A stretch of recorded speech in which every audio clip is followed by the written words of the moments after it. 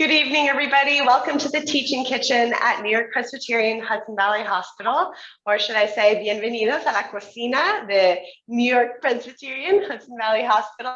That's my Spanish is very limited, but I will do my best to share some words with you today, because this is our Cinco de Mayo celebration in honor of Mexican American history, and I'm very thrilled that you're all joining us here today. My name is Emily. I'm the chef and coordinator here, and we have Alita joining us as our volunteer to answer questions throughout our programs.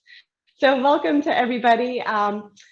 Just a few Zoom ground rules before we begin. In the lower left-hand corner of your screen is the mute button, so you should just make sure that you're muted. If you're not sure, it should look like a little microphone with a line through it, and that means that you're muted. So that is good, just to ensure that there's not too much background noise as we give our presentation. And if there is, I'll scoot around and mute you as needed if you can't find the button. So, so just a few Zoom ground rules for that. And then if you have questions throughout our presentation, I encourage lots of questions, lots of participation, whether it's about the recipes that we're making here or something you've got going on cooking-wise at home. Feel free to put that into the chat box. Lita, if you want to get the chat box going and so everybody can find it, and just say hello to everyone, and then you can put your questions in there, and Alita will actually read me your questions. So that's going to be our class today. We're focused on Cinco de Mayo celebration, and specifically traditional foods of Puebla, Mexico. So I have never been to Puebla, but I learned a little bit about Pueblan food or Poblano food in culinary school, and so I'm excited to share some of what I've learned with you. For those of you that don't know where Puebla is, maybe this is news to you, this is a place you're not aware of. It's about 2 hours southeast of Mexico City. So if Mexico is, I think you have a map included here. This is Mexico. It's kind of in the center down around here. So that's where Puebla is. And the reason I chose Puebla is because it has a really rich and beautiful food culture. And Cinco de Mayo actually celebrates the Mexican victory over French forces at the Battle of Puebla, which took place in Puebla on May 5th in 1862. So this is what we celebrate when we celebrate Cinco de Mayo, is the Mexican victory and their independence from the French forces under the leadership of General Ignacio Zaragoza. And today in the United States, Cinco de Mayo has been become really a celebration of Mexican American culture. So that is what we're doing today. We're going to be cooking a few dishes. We're going to make three dishes actually. The first is mole poblano, which is chicken with a mole sauce.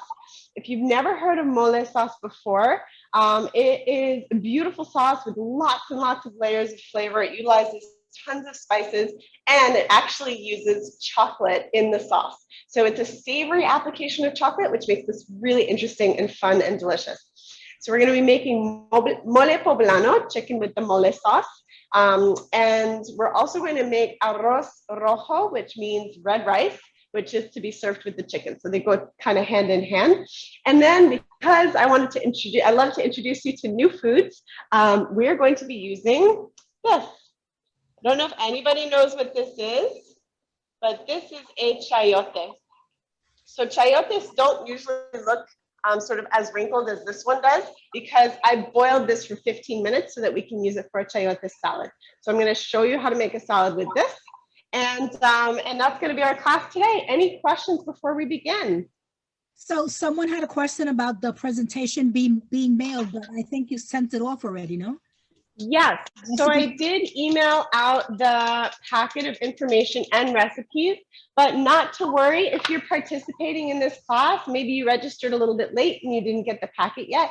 I'll send out a feedback survey as well as the packet for everyone at the end of class, just in case you missed it. All right, and I see another question. No, that was me. Just okay. Okay, perfect. Thank you, Lita. All right, so let's jump on in. You see, I'm heating up my cast iron pan, and we're going to be working with boneless, skinless chicken thighs. So these are the chicken thighs. I like to let meat get to room temperature before I work with it. So this chicken's been sitting out for about an hour or so. You never want to let things sit out for longer than 2 hours though, because then it starts to develop bacteria very quickly. It's no longer considered food safe. So this has been sitting out for an hour, so it's nice and it's going to be room temperature. And the reason that I like to do that is because then it cooks more evenly. Sometimes when you take a protein out from the refrigerator and you throw it into the pan, the outside cooks really quickly, but the inside is still really cold.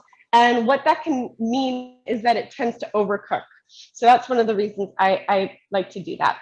So we're going to start by getting our cast iron nice and hot. You can use a little bit of grapeseed or avocado oil. And we're just going to get a nice sear on this chicken. So you want to make sure that you have something to hold your handle with your cast iron. And that the oil gets nice and hot. So how do you know when oil is hot enough? Well, first of all, it should ripple in the pan. So you should see kind of like little, when you move the oil, it should look like it has little ripples in it. And then the other thing you can do, of course, is just hold the protein to the pan and see if it sizzles. So here's our chicken. And I hear a little sizzling. Beautiful. All right, and I like to press the chicken down so it has good contact with the pan and the oil to form a really nice sear.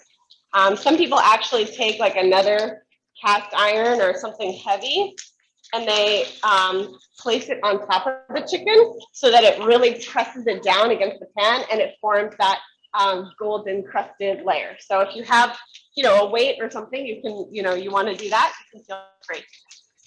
So we're just going to sear this on both sides. I'm going to get rid of my contaminated chicken things. And then while that's cooking and searing, I'm going to get my onion and pepper ready. That's going to go in here. So I've got one red pepper already diced up. I'm going to show you how I did it. And we're also going to slice up the onion. So I'm taking off the top, but we're going to use every last bit. And just make sure when you're working with these vegetables, you want to wash them well before using them. So give them a good rinse. As soon as you get home from the grocery store, rinse everything, put it in a little drawer in your fridge, and then it's ready to go. So you see, I disconnected the seeds. Sorry, I didn't narrate that. I disconnected the seeds from the outside, and then I went in and I twisted, and then I pulled those seeds out. Nice clean pepper. So I'm going to cut this in half, and we're just going to get really, really thin slices. So usually when I'm cutting something, I say put it on the flat side so it doesn't move around. But with peppers, it's always hard to cut through the skin. So I put it on the curved side, and I just cut through the flesh through to the skin. So you can see I'm kind of using like the curve of the pepper to move my knife along to get these nice thin strips. Okay, so we're going to add some pepper in here. We're going to add some onion, some garlic, some red pepper flakes as well. That oil is splattering just a little bit, so I have to be careful. It's trying to get me. Chicken's making a run for it. All right, nice and thin slices here. And I already did one pepper, so this was the second one. And then same thing with our onion here, super easy, thin slices. If you didn't like bell peppers, you could make this dish just with onions. If you didn't like onions, you could make this dish with just bell peppers. You can also throw in, different vegetables. Zucchini is nice. You can use different colored peppers if you prefer the orange or the yellow or the green ones even. The green ones aren't as sweet, but you can use those too. Sometimes at the farmer's market, you can even find purple ones, which is just like so cool. So you see, I just cut the onion in half, nice and simple. And here's the top where my thumb is the bottom. So my knife is going to start at the top, and same thing here, just nice thin slices. I'm seeing that the chicken is starting to brown just a little bit, so it might be time to flip it over. So thin, thin, thin slices. And then when it gets a little wobbly here towards the bottom, knock it over and just get as much of that onion in as you can. Don't want to waste. Oh, there's a little paper left here. Throw that off. Any questions so far? If anybody wants to put a question into the chat or even share your favorite Mexican food, Mexican food is amazing because it's so regional and diverse and beautiful depending on the region. So you can have, you know, food from Oaxaca, which is totally different from the food from Puebla, for example. All right. There's a question from Pamela about how about Poblano peppers?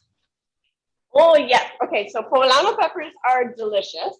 And the sauce for this recipe is actually made with Ancho Chili, which is actually Ancho Chili is dried poblano. So we're using poblano already in the mole sauce. So you can use poblano peppers if you like them and they're not too spicy for you. I don't find them particularly spicy. I think they're very mild in the range of spicy peppers, right? All right, so this is nicely browned on one side. I'm going to turn it over, and I'm using tongs to do this so that the oil doesn't splatter. This piece is still a little stuck, so I'm going to give it a little more time. If you try to turn something and it's sticking, it just hasn't formed that golden sear yet. You gotta let it, give it time. Be patient and give it time. Beautiful. Okay, this one is ready. And actually, that kind of makes sense, right? Because this piece here was the one that I put on last. So I put this one on first, and it was ready to turn first. Then this one, and now this one's probably, there we go. Now it's ready. So you see there's just some nice golden color on both sides. We're gonna toss in our peppers. We're gonna add the onion too, and just kind of let that all cook together. Use your tongs to kind of nestle the veggies in there, snuggle them in.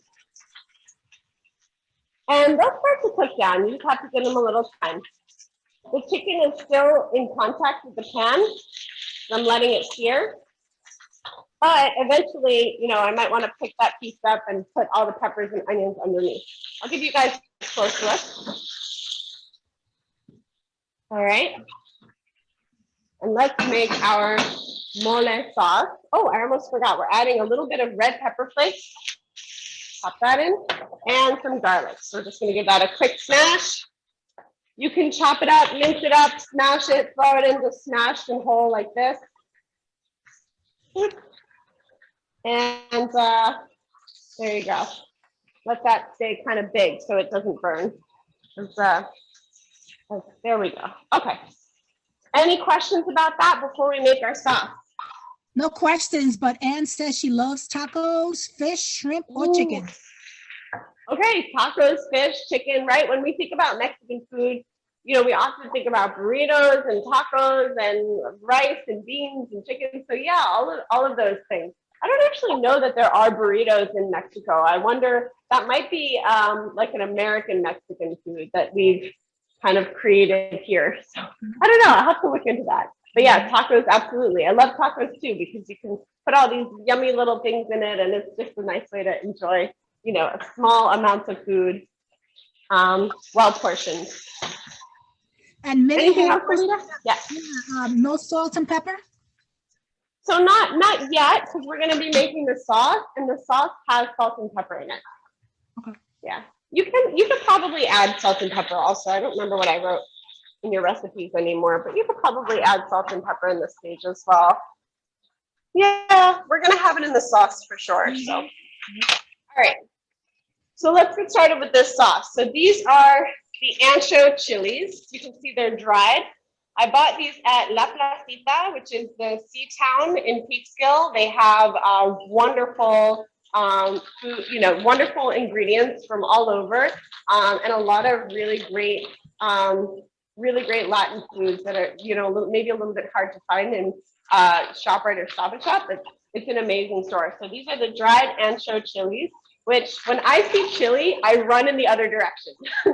So I don't love spicy things, but Ancho, as I mentioned, is the dried Poblano chili, so it's not super spicy. So I wouldn't substitute any kind of dried chili for this, because you never know what you're going to get in terms of spice, but the Ancho is pretty mild.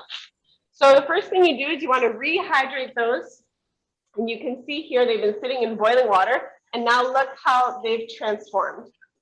Just for 10 minutes in boiling water, and they're these beautiful plump chilies. So we're gonna pick out the stem and throw the whole thing in. Pick out the stem, maybe drain a little bit of water out, and there it goes. All right, so that's gonna be the ancho chili. And then we're gonna add tons of spices. So what makes mole so special is that, first of all, it has lots of different spices in it. Some mole recipes, I was kind to all of you. This mole recipe doesn't have that many spices. Some mole recipes will have 18 to 20 ingredients in it to make one sauce. So this is a very special sauce because it contains a lot of different flavors. But the way that I make it, I just picked a few of the key things that I thought were really the key ingredients. So we have ground cumin seeds. We have paprika. We've got some ground coriander, some cinnamon. So mostly all of these are household, spices. We've got some, we're gonna add some coconut sugar, but you could also use a tablespoon or two of raisins to sweeten it. And the oregano, salt and pepper. So that's what's in this little container, everything that I just mentioned. And then of course, we're gonna be using 100% dark cocoa powder, unsweetened, right? Very important, unsweetened cocoa powder, 4 tablespoons. Okay, so we're also gonna add, this may seem a little unusual, but we're gonna add 2 tablespoons of peanut butter. Every time I make this sauce, it reminds me of when I was a kid and I would just kind of put everything into the blender just to see how it would come out. But these flavors really work together. They're really, really good. Just gonna check on my chicken here. Okay, it's nice and brown. I'm gonna bring the chicken up to the top and put those onions and peppers underneath it so that the onions and peppers create a little barrier from the chicken. So this towel is wet. I'm just gonna get a dry one here. So now you can see, right, the chicken's on top and the onions and peppers are underneath. That'll just help it to make sure the chicken doesn't burn and give the veggies a little more time contact with the cast iron. So we've got everything in here except for one thing, our tomatoes. You can use fresh tomatoes, or I'm gonna use crushed fire roasted. You don't have to use the fire roasted, you can just use a regular old can of tomatoes, but I love the way the fire roasted works with the Poblano. It's like really smoky and yummy. And we're just gonna pop this and blend this all together. This is gonna be our mole. And you can add a little water as needed to kind of get it to be the right texture. So I'm gonna add like maybe a 1/4 cup of water to start. To make sure that those chilies really break down.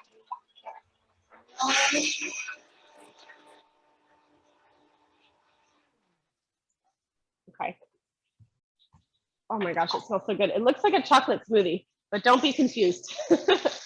So I'll pour this right over, and we're just gonna let this cook all together.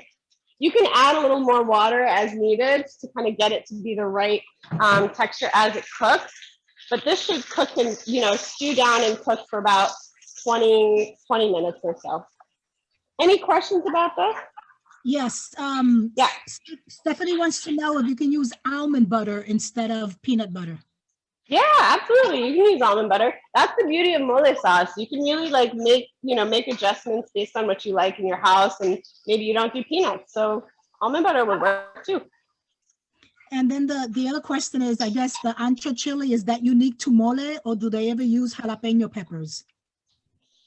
So the ancho, so the jalapeno peppers are very different from ancho chilies. And you can see these are dried and how dark they are. And because they're dried, they have like a little bit more of a smoky flavor, I think, than the jalapenos.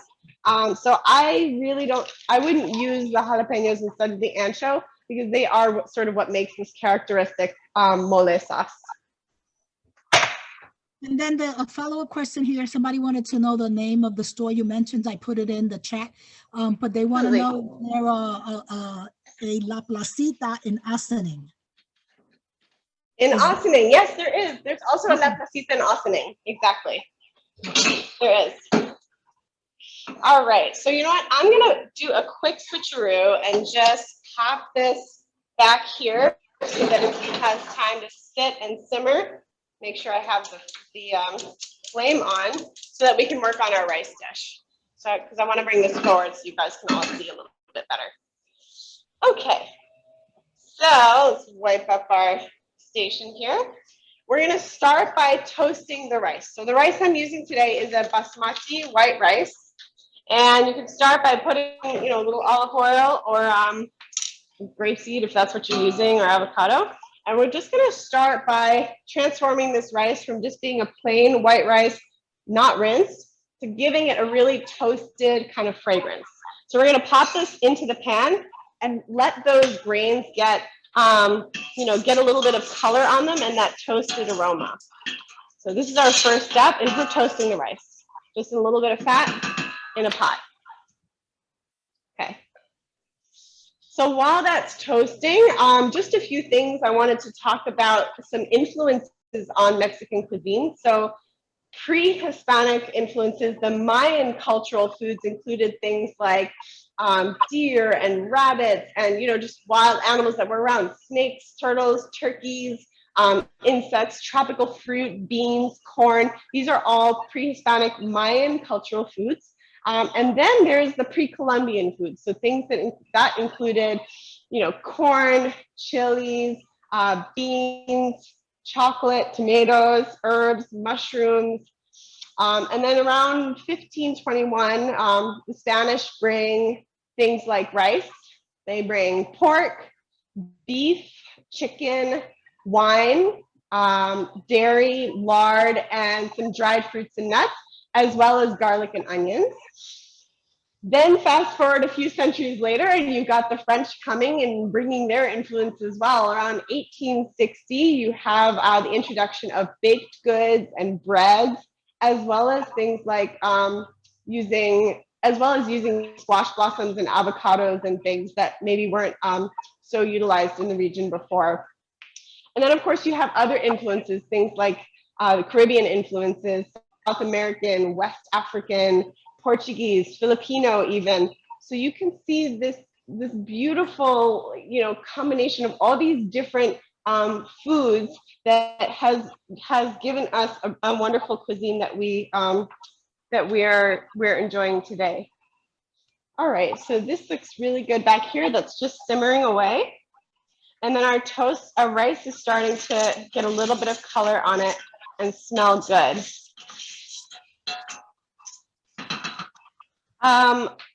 You have a little note in your handout as well about different flavor prints and ingredients. So things that are very traditional and wonderful to enjoy that are part of Mexican cuisine are corn, black beans, pinto beans, lentils, lots of different legumes. Rice we're using today, poultry we're using today, chayotes we're going to use also, but there's tons of other wonderful foods that are part of this culture. And yeah, I hope that you enjoy some of the ones we're using today here. So this rice is a little bit different because we start by toasting it. Then we're going to take it out of the pot and we're going to put it into a bowl while we saute up some onion and some garlic. And then we'll put it back in the pot and put it in there with some tomato sauce. And over here, I have a pot of hot chicken stock. Now you could use vegetable stock too if you wanted to make the rice, you know, vegetarian, but we're using chicken stock. So you can use the hot chicken stock and put it in with the rice, and it's gonna sort of like the way, almost like the way you cook a risotto. So you add a little bit of hot chicken stock at a time. So now I can see these grains are starting to toast a little bit. They're starting to smell nutty and fragrant, and you want to keep an eye on them, right? Because you don't want them to burn. So as they have contact with this hot oil, they're getting lots and lots of flavor. Any questions? Does anyone else have any favorite foods they want to share? Anything related to Cinco de Mayo? Or anyone been to Puebla? I think we're all dreaming of travel, right? They're all you can travel right here in your kitchen. What's that, Alita? He said they're all smelling the mole. Yeah, exactly. Everyone's smelling the mole today. All right, so now I can see, perfect. Just gonna show you this rice is no longer just a pale white rice. It's kind of a nice tan color. It's got some toasted fragrance to it. We're gonna dump it out of that hot oil in that hot pot. Scrape every grain that you can. And then we're gonna pop the onion on in here and give that a little saute. So this is red onion, but you could use, you know, the white onion, or if you have a shallots, that's really good too. Either one is fine. So I'll pop the onion in. I'm gonna turn the heat down a little bit so the onion has some time to connect with the heat and it doesn't just immediately burn. So turn that down. And we're just gonna saute this for a moment or two. You don't need a lot of time on this because it's gonna get hot stock as well. All right. And then I'm gonna add some tomato sauce to this and the rice. We're gonna put it back in the pot. The tomato sauce that I have here is just a jar of some marinara sauce. You can use, you know, regular marinara sauce. Or if you just have like a can of tomato puree, that works too. But the marinara is nice. It has some, you know, flavors in there. Usually oregano, which is a favorite in Mexican cuisine. All right, so we've got a little softness on this onion starting, a little bit of color coming in on the onion. So we're gonna go ahead, pop the rice back in here. You could also do this the other way around. You know, if you wanted to start by sauteing the onion and then take it out and then do the rice, you want to do it in 2 steps so that each of them can have good contact with the pot. We're gonna add that tomato sauce now. And we're gonna start adding our stock.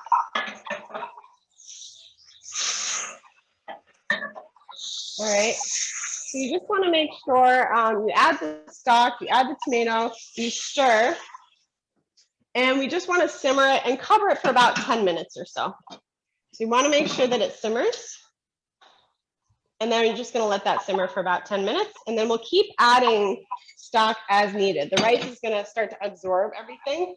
So you just wanna keep adding a little bit of stock as you keep going to make sure that the rice has enough liquid in it.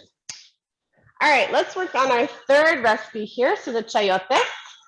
So as I mentioned, the chayotes is, well, chayotes, first of all, are originally from central Mexico.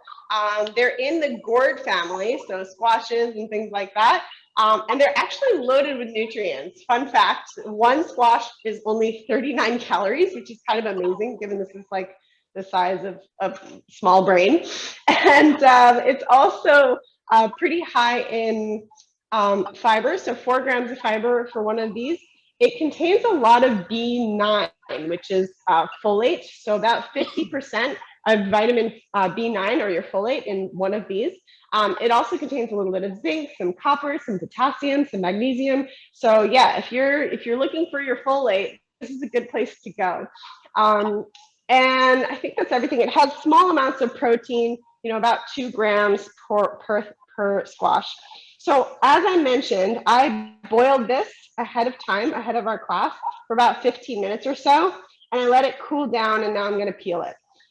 Taste-wise, if you've never had this before, it tastes a little bit like a zucchini, actually. It's kind of similar to a zucchini. Has anyone ever had a chayote before? And if so, how did you have it? Well, Chef Emily, I've had it in many different ways. We make it raw, like a slaw. Pickle it. Nice. And also we make it in stews. Awesome. So yeah, I love that. Nice variety of ways to use this. You can pickle it, you can stew it. It does have a pit in the middle, so you do have to kind of find your way around that. There it is. So you can see this is the chayote seed in the middle here. That sounds really good. I like the idea of pickling it too. I'm just gonna trim off the bottom because it's a little haggard, I guess. And this is our ready to go for our salad. So I'm gonna trim the top. So now we have our nice clean chayote. We took out the pit, it's peeled. There's a little brown spot here on the bottom. So I'm just gonna go ahead and trim this bottom part. but the rest of it looks really good. So at this point, you just want to slice and dice. So you can just cut it up into nice, chunks. I like the idea of using it as a slaw too, Alita. That sounds really good. Mhm. Any questions or comments? Yes, there's a few. So when you were toasting the rice, were you cooking that on low or medium flame? Barbara wants to know.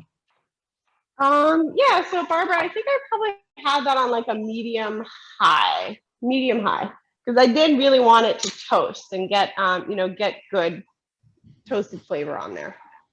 Marlene stated that she had been to Puebla, and she said it was a beautiful city with buildings in the center covered in their famous colorful tiles. Oh. After that, her husband made a fabulous mole for a turkey that everyone loved at a party. And she also included that most Mexicans in Yonkers are from Puebla. Wow, I didn't know that. Thank you so much for sharing that, Marlene. I love that you painted a picture for us, something really colorful and flavorful, and that's beautiful. It's a very vibrant culture, very beautiful culture. Anything else, Alita? Yes, E said that she's had chayote, I guess, in soup, and someone wants to know, I think they're saying, what is pozole? Pozole? Pozoles. Uh-huh. Alita, do you know what pozoles is? I'm not too sure if I remember. I have an idea, but I'm not sure if I'm correct. It could be a few different things, but a lot of people make it with hominy grits. But okay. With hominy. Yeah, which is corn based. Yeah. Yes. Cool. So. Awesome. So when I've had pozoles before, it's like it's kind of like a pancake made out, like you said, made out of corn. It's like a thicker corn tortilla. It's kind of how I think about pozole. And then Pamela said that she used to live and study in Mexico, and her sister has an authentic Mexican restaurant called, I'm not sure how to pronounce that. You know, those words that start with an X in Massachusetts and are known for their mole. Awesome. Yeah. So that's awesome. That sounds really nice, Pamela. Thank you for sharing. So we're going to add a little bit of Mexican oregano in here, which is a slightly different variety from Italian oregano. You can grow it in your own garden. It grows just like oregano. It has a little bit of a bigger leaf. And yeah, it's really good, but you could also use the regular oregano if you wanted. So this is dried oregano from the garden. And then we're going to throw in a little bit of salt. We've got some salt in there. We're going to add some olive oil. We're going to add a fresh squeeze of lime juice. Lime is also a really wonderful ingredient in a lot of Mexican food. It really gives a lot brightness and acidity and flavor, and just gets the party going. So we've got our lime in here, our lime, salt, and oregano, and we're just going to whisk this together. So this is going to be our dressing. And then we're going to pop the chayotes in there. And we're also going to add our red onion as well. So you could add, red onion with the dressing ingredients first and let the lime kind of work on that onion a little bit. Sometimes raw onion is hard for folks to enjoy or digest, or, it's quite a strong, powerful food. So you can always let the onion sit in with the lime juice for a bit, and that'll kind of work on it and soften it up a little. Or you can add, some white vinegar, some kind of vinegar to it, and just let it sit for 5-10 minutes or so. This has been sitting for about 20 minutes. And then you can drain off the vinegar, and it just helps to kind of soften the onion. Let's put it that way. Questions, comments? We're almost done with this salad here. Someone put in that usually pozole is used in soup. And it is a traditional soup or stew made with hominy. Awesome. Thank you so much. Thank you for contributing that. So I can see the rice has absorbed much of the liquid here, but it's not done yet. So I'm going to add a little bit more and just keep that going. Okay. We'll toss this together just to get our salad ingredients incorporated. And this can be served with a little bit of queso fresco on top. So again, this one came from ShopRite. So you can find queso fresco almost everywhere now. And we'll just toss this together. So we've done our chayote salad. Our chicken is just simmering nicely in the background. It's almost done. Our rice is almost done. And those are our recipes for today. Just a couple of notes on the mole sauce. One of the things that I love about this, as I mentioned, is it incorporates a lot of different spices and flavors. So instead of, relying heavily on salt and pepper, we're using spices and herbs and things like that to bring out, these flavors and make them extra delicious.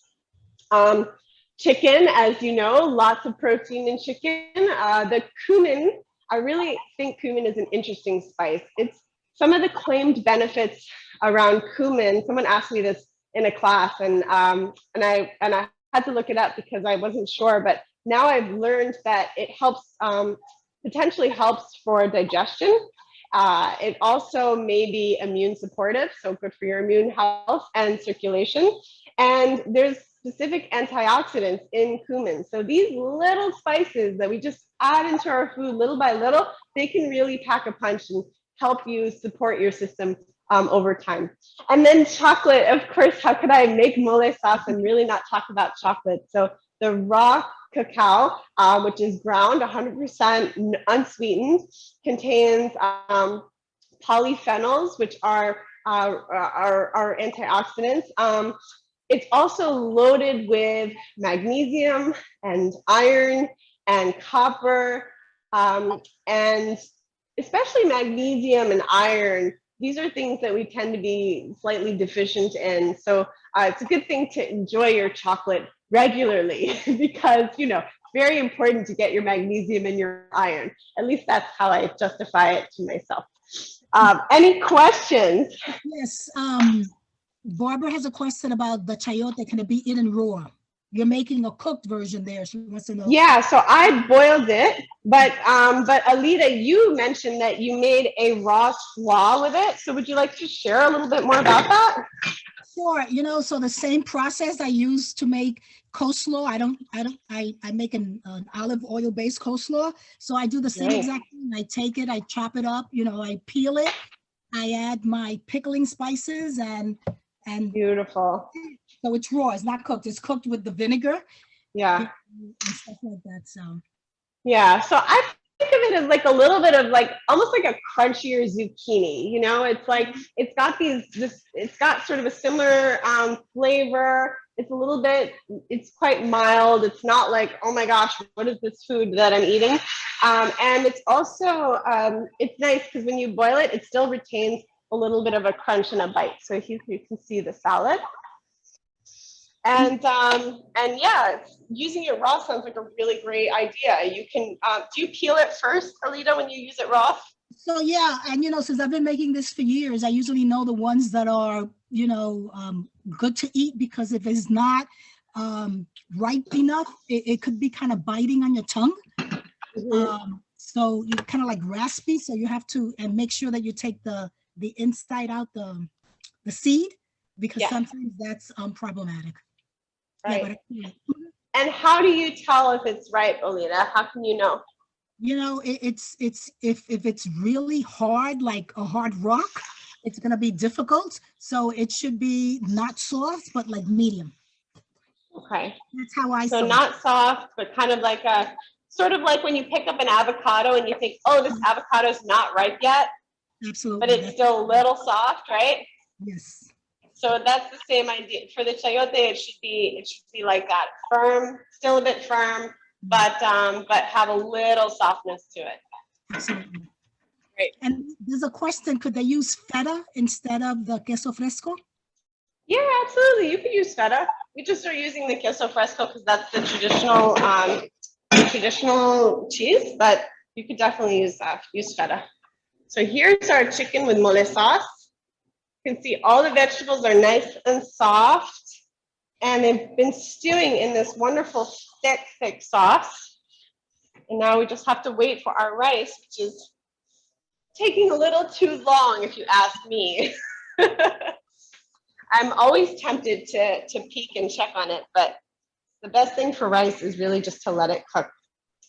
So we have about 4 more minutes. So as we're letting the rice cook for 4 more minutes, and then we'll plate everything. Does anyone have any questions or any recipes or ways in which you're celebrating Cinco de Mayo today, apart from with us, which we're so honored that you're here to share the holiday with us? Well, Stephanie says that it takes her hours to cook a meal. She doesn't know how you do it. Yeah, oh, Stephanie, well, it's all about preparation, right? So just making sure, I'll teach you my tricks for these classes. What I like to do is I get home from the grocery store and I have this mountain of groceries, right? Because I have 4 or 5 classes that I'm teaching in a week. So what I do is I grab a bin, whether it's you know, some kind of a bin or some, you know, anything, and then I go through each class and I put all of the ingredients for that class in that bin.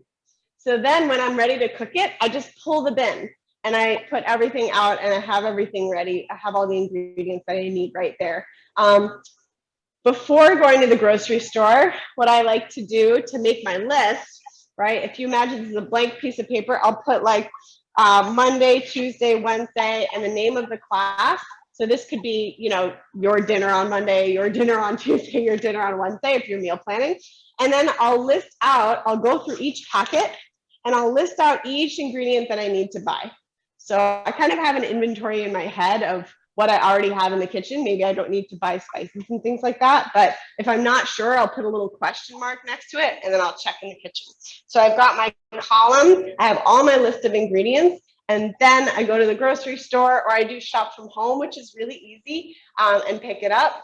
And then I bring the groceries here, unpack the mountain, and then you've got this list, right, with all of your ingredients for each class on each day already listed out, because that was your grocery list, right? So each kind of list for each day gets its own bin, and that makes it really, really easy. So that has nothing to do with our class today, but maybe it's a good tip. Maybe it's helpful for you, you know? I think a big refrigerator helps too. Mm-hmm.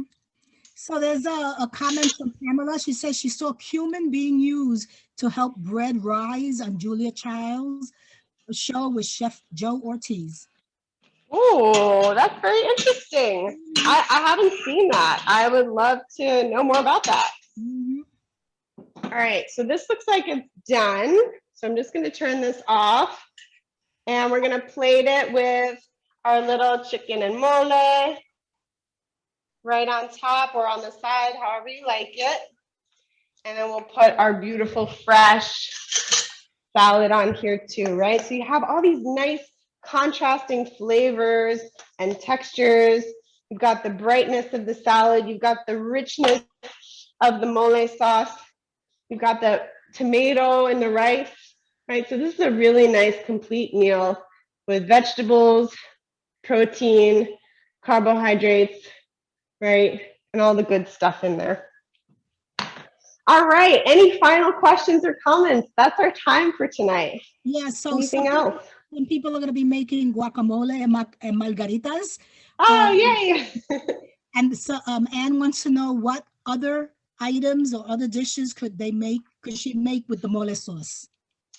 Ooh, that's a good question. How else do they use mole sauce? I mean, I really use it with chicken, but I've also, you know what? I've also made a tofu mole. So if you don't eat chicken, it's by no means traditional, but if you're vegetarian or you just want to eat tofu with lots of sauce and flavor, because sometimes tofu can be a little bland, you can sear your tofu and make it with the mole sauce. It's really good too.